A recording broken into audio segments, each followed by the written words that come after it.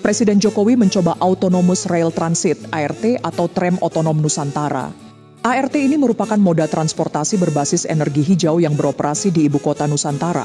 Presiden menaiki tram tersebut dari depan Istana Negara IKN dan menempuh rute melalui beberapa titik penting di kawasan inti pemerintahan.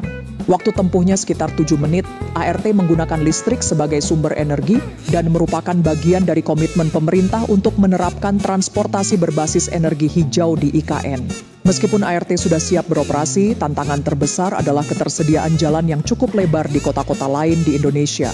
Tram otonom ini merupakan teknologi baru di moda transportasi darat dan merupakan gabungan sistem dari sistem transportasi Light Rapid Transit (LRT) atau kereta ringan dan autonomous bus.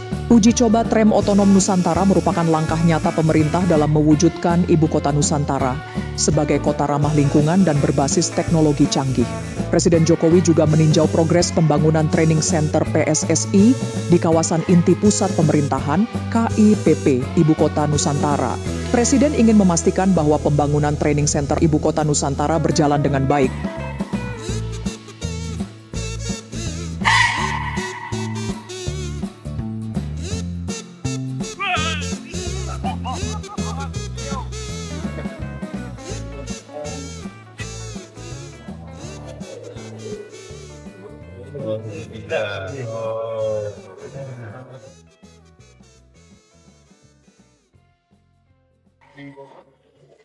Kita ingin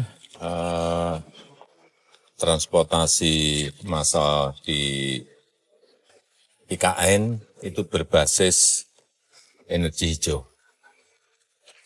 Dan tadi ART, Autonomous Rapid Transitnya itu listrik. Itu yang kita harapkan nanti bisa digunakan di IKN. Selain murah, itu energinya energi hijau. Apakah sudah bisa digunakan nanti tanggal 17 Agustus, Pak? Ya, tadi digunakan. Bisa berarti. Tadi kalau kita pakai ART ini memang harus jalan itu harus lebar. Dan jalan di IKN memang sudah didesain lebar, jadi memang cukup untuk itu. Kota-kota lain di Indonesia saya kira semuanya sekarang ini memerlukan transportasi massal yang berbasis energi hijau. Kota-kota seperti Surabaya, kemudian Makassar, Medan, Bandung, saya kira sudah memerlukan transportasi massal seperti ini. Kalau kita pengen, ini kan harganya kira-kira 70-an miliar satu unit ya, satu unit rangkaian kira-kira 70. Nah, kalau kita mau membangun MRT itu per kilonya 2,3 triliun. Kalau kita mau membangun LRT itu kurang lebih 700 miliar per kilometer. Bedanya di situ. Ini tidak berbasis rel, jadi lebih murah. Nggak bangun infrastruktur dasarnya, memakai jalan yang ada. Problemnya sekarang ini memang hampir di semua kota jalannya kurang lebar, itu masalahnya. Jadi tidak semua kota bisa memakai ART ini. Ya. Untuk training center sendiri ini Pak akan digunakan tim mana gitu Pak? Karena kan Kodelet udah siap lapangan ini. Akan digunakan untuk timnas mungkin? Ini saya kemarin menanyakan ke Ketua PSSI, September akan dipakai. Karena ini sudah jadi 2,5 lapangan. Lapangan sintetis, rumput asli, dan juga lapangan yang setengah lapangan yang dipakai untuk teknis. Saya kira 2,5 lapangan ini lebih dari cukup. Meskipun nanti rencananya ada 8 lapangan. Ini ada yang dari PSSI, dari FIFA, dari AFC. Jadi banyak sumbangan. Bagus. Artinya timnas siap, Pak? Timnas siap pakai September. Bapak, izin Bapak. Karena untuk nginepnya juga sudah siap. Pak, terkait dengan Partai Golkar sebagai partai pengusung Bapak, Pak. Apa? Partai Golkar partai pengusung Bapak.